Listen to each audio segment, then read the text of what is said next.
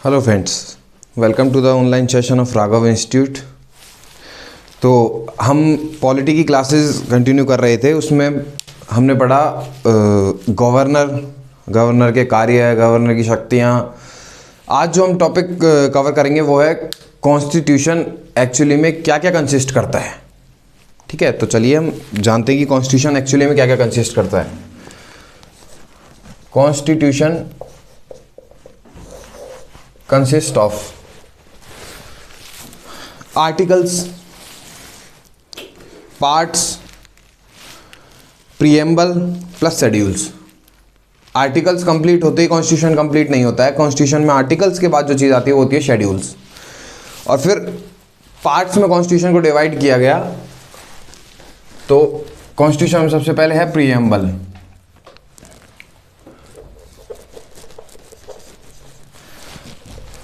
फिर आता है आर्टिकल्स,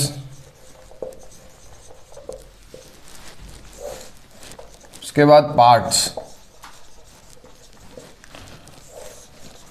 देन शेड्यूल्स।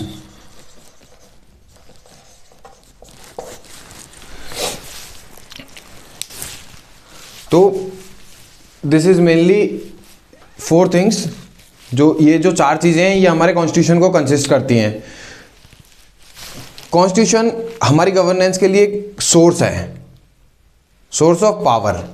ठीक है, कि हमारी सरकार को शक्तियां क्या देता है कि हमें सरकार कैसे चलानी है, कि लोगों को कैसे क्या बोलते हैं, उनके लिए वेलफेयर करना है। ठीक है, तो वो सारी चीज़ें जिस सरकार को जिस बेस पे हैं वो है constitution. So preamble consist of what. सबसे पहले प्रीएम्बल में सबसे पहले हमारे कॉन्स्टिट्यूशन लिखा गया था। प्रीएम्बल हमारे सबसे बाद में लिखी गई। ठीक है, पर सबसे पहले प्रीएम्बल को रखा गया। प्रीएम्बल लिखी बाद में गई लेकिन रखा सबसे पहले गया कॉन्स्टिट्यूशन में। और preamble consist of we the people of India make the sovereignty integrity of India ना, यूनिटी। तो ये 4 चीज़ों से मिलकर हमारा कॉन्स्टिट्यूशन बना हुआ है। Articles, as you know, article 1, 2, 3, 4 talks about union its territory. फिर आता है 5 से 11 जिसमें अपने सिटीजन से आती है। ठीक है, तो चलिए अब हम इस आर्टिकल्स को पार्ट्स में पढ़ते हैं। देखिए, एक एक आर्टिकल पढ़ना बहुत लेंथी हो जाएगा ना, आपको समझ में नहीं आएगा। क्यों? बहुत कॉम्प्लिकेटेड हो जाता है एक एक आर्टिकल को याद करना, क्योंकि हमारे कॉन्स्टिट्यूशन में आर्टिकल्स, सब आर्टिकल्स, सब क्लॉजेज मिला के अप्रोक्स 400 से ऊपर आर्टिकल्स हैं। ठीक है, टोटल मिला के देखा जाए हैवीली आइडिया, एक रफ आइडिया अगर हम रखें तो वो होता है 400 से ऊपर हमारे पास आर्टिकल्स हैं। ठीक है, तो हम आर्टिकल्स को पार्ट्स में पढ़ने से हमारे पास एक ब्रॉड आइडिया होता है कि इतने से इतने आर्टिकल तक इस पार्ट के बारे में कहा गया है। तो अब हम पढ़ते हैं आर्टिकल्स को पार्ट के थ्रू। ठीक है, चलिए, क्योंकि इतना ब्रॉड जो कॉन्स्टिट्यूशन है, भारत का संविधान विश्व का सबसे लंबा, सबसे बड़ा लिखित संविधान है। ठीक है, और हर डेमोक्रेटिक कंट्री, लोकतांत्रिक जो देश है उसके पास संविधान होगा, क्योंकि सोर्स ऑफ पावर जो सरकार को देता है, जो गवर्नेंस को देता है, वो होता है कॉन्स्टिट्यूशन। ठीक है, चलिए तो हम पढ़ते हैं पार्ट के अकॉर्डिंग कॉन्स्टिट्यूशन को। ठीक है, सबसे पहला पार्ट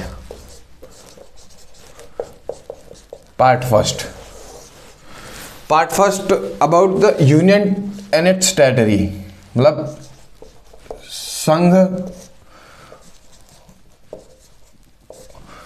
और इसके टेरिटरी, क्षेत्र। तो यूनियन एंड इट्स टेरिटरी।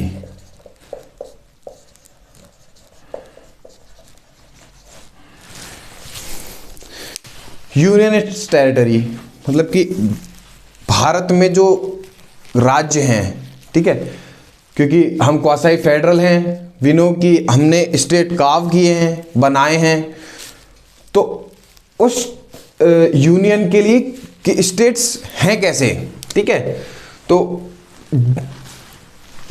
ये जिस आर्टिकल के थ्रू आते हैं वो है आर्टिकल 1 से आर्टिकल 4, ठीक है। संघ, ये जो शब्द है टेरिटरी, कि भारत में territory inside the area of India, Indian map भी हो सकता है और आउटसाइड भी हो सकता है, जो कि जैसे कि अंडमान निकोबार है वो भी पार्ट ऑफ इंडिया ही है, तो यूनियन के अंडर आएगा क्योंकि वो भी एक तरह से स्टेट है, ठीक है। तो अब उसके लिए क्या कहा गया है कि टेरिटरी, देखो आज इंडिया के पास कितनी है, ठीक है। पहले बांग्लादेश भी हमारा हिस्सा हुआ करता था, है ना, पाकिस्तान भी हमारा था, तो हम अलग हुए, डिवाइडेशन हुआ, पार्टीशन हुआ, तो फिर जो टेरिटरी हमारे पास रही वो भी हमें कॉन्स्टिट्यूशन के अकॉर्डिंग अमेंड करनी पड़ेगी, उसका एरिया अमेंड करना पड़ेगा। भाई हमने बांग्लादेश को कितना हिस्सा दिया, आगे कोई डीलिंग होती है, किसी चीज़ को लेकर डिस्प्यूट होता है, तो हम जाने की यार इंडियन गवर्नमेंट के पास, मतलब यूनियन के पास पहले इतना एरिया था, अब किसी एरिया को लेकर डिस्प्यूट है पहले के अकॉर्डिंग, तो अब हम उस एरिया को अगर दूसरी कंट्री को देंगे या फिर एक्वायर करेंगे, जिसे हम इंग्लिश में बोलते हैं सीड अवे, सीड ऑफ, ठीक है। तो अगर जैसे इंडिया ने किसी कंट्री को कोई हिस्सा दिया तो उसे कहते हैं सीड अवे,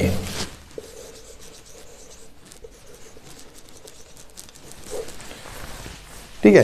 जैसे कि आपको पता है बांग्लादेश को लेके कंसर्न राइज हुए थे, तो हमने कुछ एरिया बांग्लादेश को दिया, कुछ एरिया बांग्लादेश से लिया, तो वो होता है कि कितनी टेरिटरी हमने किस कंट्री को दी, किस कंट्री से हमने कोई टेरिटरी ली।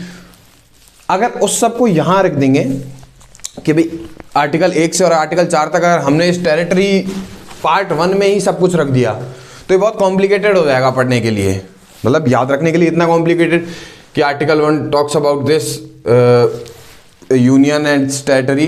तो ये जो आर्टिकल 1 एंड 4 है, इसके अंडर अगर कोई territory in future India acquire करता है, ठीक है, या फिर किसी कंट्री को देता है, तो उसके बारे में जिस शेड्यूल में लिखा गया है, ठीक है, वो फर्स्ट शेड्यूल होता है। जिस शेड्यूल में लिखा गया है वो फर्स्ट शेड्यूल, कि टेरिटरी कौन कौन सी है इंडिया के पास, ठीक है। तो इसका मतलब क्या हुआ कि इन फ्यूचर या फिर टेरिटरी के बारे में जिस शेड्यूल में लिखा गया है, भाई डिटेल में अपन लिखेंगे कहाँ किस चीज़ को लेके कि हमने ये टेरिटरी ऐसे ली और इस पे हमारा इतना कंट्रोल है, तो वो शेड्यूल फर्स्ट में होता है। जैसे कि अपने एक तो स्टेट है, ठीक है, एक शब्द सुना होगा आपने यूनियन टेरिटरी, ठीक है, वो टेरिटरियाँ, वो क्षेत्र जो सीधे यूनियन के कंट्रोल में है, ठीक है, जहाँ पे हो सकता है विधानसभा हो, जहाँ पे विधानसभा होती है वहाँ गवर्नर होता है, तो ये अलग टॉपिक है। बट मोस्टली जो टेरिटरीज यूनियन के अंडर हैं या फिर अलग स्टेट हैं, 6 शेड्यूल में स्टेट है, तो उनके बारे में अगर किसी पार्ट में लिखा गया है, वो शेड्यूल फर्स्ट में लिखा गया है कि डिटेल में हम इसके बारे में वहाँ पता करेंगे, ठीक है। चलिए, ये हो गया संघ और राज्य क्षेत्र।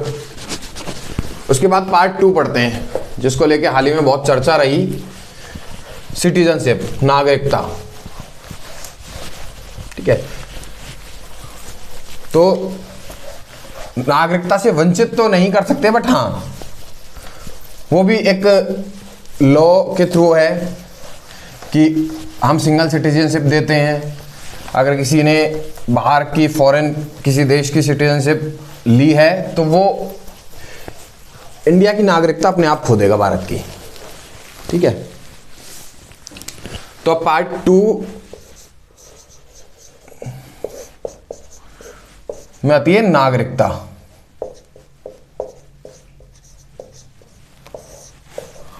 सिटीजनशिप, और ये पार्ट 2 होता है आर्टिकल 5 से, इसके जो आर्टिकल है वो आर्टिकल 5 to 11, ठीक है। Article 5 to 11। यहां से अब इन फ्यूचर कि अगर देखो हमारा आर्टिकल कब आया, सॉरी हमारा कॉन्स्टिट्यूशन कब फॉर्म हुआ, 26/1950, ठीक है। तो यहां तक जिन लोगों को नागरिकता दी गई वो दी गई जो इस कॉन्स्टिट्यूशन में फॉर्म थे आर्टिकल्स उनके अंडर। बट फिर कॉन्स्टिट्यूशन में साफ मेंशन किया गया कि इसके बाद मतलब 1950 के बाद अगर किसी को नागरिकता देनी है तो उसके लिए जो लॉ फॉर्म करेगा वो पार्लियामेंट करेगी।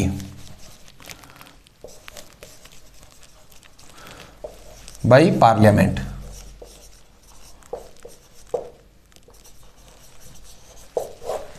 ठीक है, मतलब यूनियन गवर्नमेंट इसके बाद अगर किसी को नागरिकता देनी है तो टाइम टाइम पर सरकार लेजिस्लेशन पार्लियामेंट के थ्रू लॉ फॉर्म करेगी। ठीक है, जैसा कि अभी आपको पता है अभी रिसेंट आया था सिटीजन अमेंडमेंट एक्ट, तो उसी तरह से किन किन को नागरिकता देनी है, ठीक है, वो पार्लियामेंट के हाथ होगा 1950 के बाद। उससे पहले जो लोग आए हैं उनके लिए यहां जो आर्टिकल दिए गए हैं 5 से 11 उसके अंडर ही उनको नागरिकता दी गई थी। ठीक है, चलिए अब पढ़ते हैं पार्ट 3 जो इस कॉन्स्टिट्यूशन का सबसे इंपॉर्टेंट पार्ट है और वो है फंडामेंटल राइट, जिसे हम कहते हैं मूल अधिकार। देखिए हमारे कॉन्स्टिट्यूशन में 2 हैं, एक तो वो अधिकार हैं जो हम कोर्ट के थ्रू लागू करवा सकते हैं, ठीक है, जिसे कहते हैं जस्टिसिएबल और नॉन जस्टिसिएबल। और नॉन जस्टिसिएबल राइट्स कौन से हैं? डीपीएसपी। ठीक है, तो पार्ट 3 मूल अधिकार के बारे में बात करता है, ठीक है, जिसमें भी right to freedom, right to speech, as you know कि आर्टिकल्स पार्ट 3 फंडामेंटल राइट्स।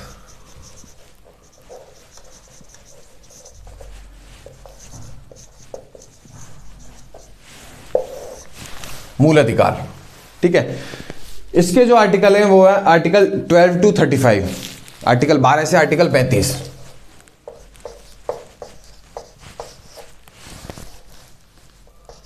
ठीक है, देखिए जब हमारा कॉन्स्टिट्यूशन फॉर्म हुआ उसके बाद हमने बहुत सारे डिस्प्यूट राइज देखे फंडामेंटल राइट्स के अगेंस्ट। ठीक है, जिसके बाद सरकार को लगा कि अगर सरकार की नीतियां कॉन्फ्लिक्ट में होती हैं फंडामेंटल राइट के, ठीक है, तो वो नीतियां उस लिमिट तक जहां तक वो फंडामेंटल राइट को वायलेट कर रही हैं वहां तक वो कानून नल एंड वॉइड हो जाएगा। क्योंकि मेन जुडिशरी हमारी सुप्रीम कोर्ट, माननीय सुप्रीम कोर्ट ने कहा था कि ये जो मूल अधिकार हैं वो सरकार किसी भी कंडीशन में उनको क्या बोलते हैं, हनन नहीं कर सकती, उनका किसी के उनको वायलेट नहीं कर सकती। तो सरकार की वो नीतियां जो फंडामेंटल राइट से डायरेक्ट कॉन्ट्रडिक्शन हैं, तो वो उस लिमिट तक जहां तक वो किसी फंडामेंटल राइट को वायलेट करती हैं वो नल एंड वॉइड हो जाएगा। ठीक है, और ये जो फंडामेंटल राइट हैं ये होते हैं जस्टिसिएबल थ्रू कोर्ट।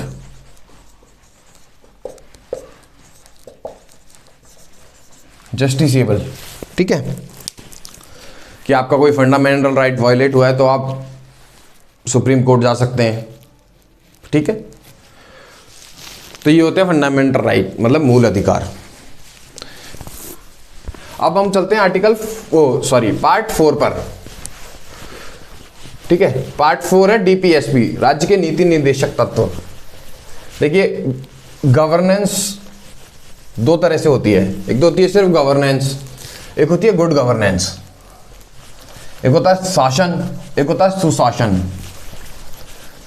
तो सुशासन क्या होता है? सुशासन होता है कि जो सिटीजन हैं, जो देश के नागरिक हैं, उनका वेलफेयर करना, जैसे कि सरकार करती है थ्रू सब्सिडीज, ठीक है।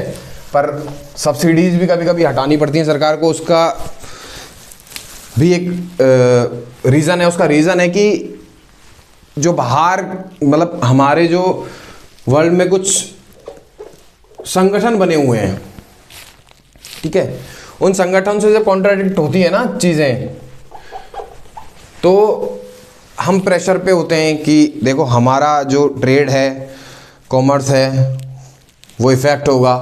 तो इसलिए सरकार सब्सिडाइज चीज़ों को बंद करने पे लगी होती है कभी कभी। तो वो राज्य के नीति निर्देशक तत्व होते हैं कि सरकार वेलफेयर करेगी नागरिकों का, उनके लिए चीज़ों को ईजी करेगी, ठीक है। तो वो आता है पार्ट 4 ऑफ द कॉन्स्टिट्यूशन, जिसे कहते हैं DPSP, directive principles of state policy, राज्य के नीति निर्देशक तत्व के नीति निर्देशक तत्व।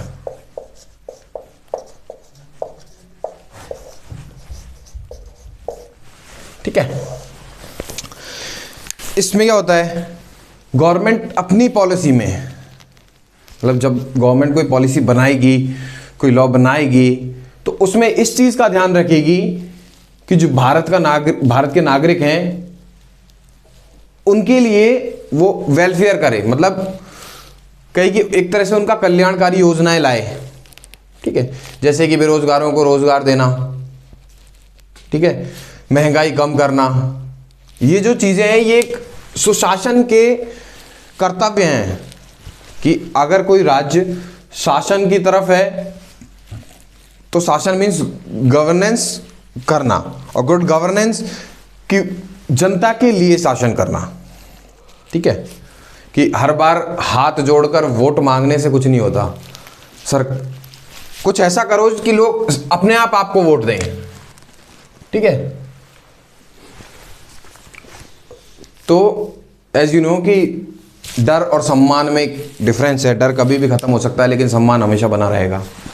तो सरकार को ये जो पार्ट है वो ये बताता है कि अगर आप गुड गवर्नेंस के थ्रू अगर वेलफेयर करोगे तो ये आपकी पॉलिसी है कि आपको कॉन्स्टिट्यूशन के थ्रू आपको कहीं ना कहीं ये कंफर्म करना है कि हाँ, आपको जो सिटीजन्स हैं, जो भारत के नागरिक हैं, उनके लिए कल्याणकारी योजनाएं लाएं, ठीक है।